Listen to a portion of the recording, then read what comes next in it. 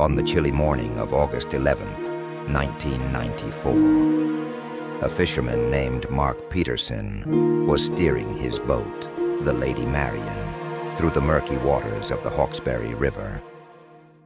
He was casting his lines near the rail bridge at Brooklyn, New South Wales. It was a quiet, routine winter morning until his line snagged on something heavy near the riverbed. Thinking he had caught a piece of debris, Peterson carefully winched it to the surface. But as the object broke through the brackish water, his blood ran cold.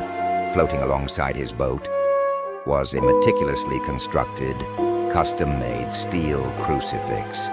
It was fashioned from heavy industrial-grade steel, mesh, and angle iron, and bound tightly to the metal frame.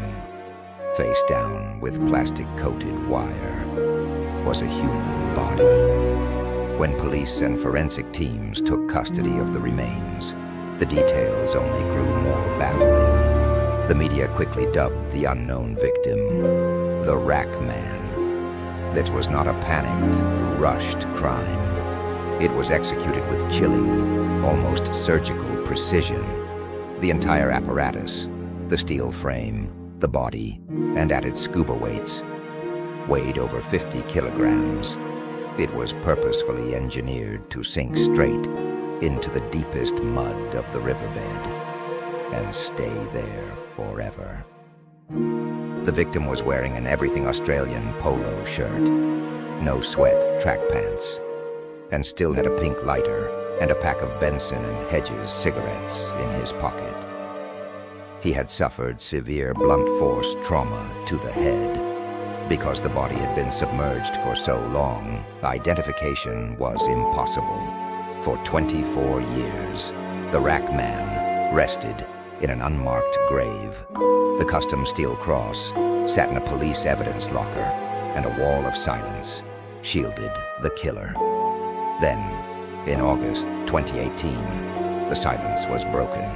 Using advanced DNA technology, forensic scientists achieved the impossible. They gave the Rack Man his name back. His name was Max Tancevski. He was a 37-year-old man from Newtown who had vanished in January 1993. Detectives revealed that Tancevski was a high-stakes gambler. Just before his disappearance, he had walked out of his home on a massive betting spree. The timeline matched perfectly. He had been lying at the bottom of the Hawkesbury River for over a year before Mark Peterson's fishing line crossed his steel tomb. But solving his identity only exposed a deeper, darker mystery.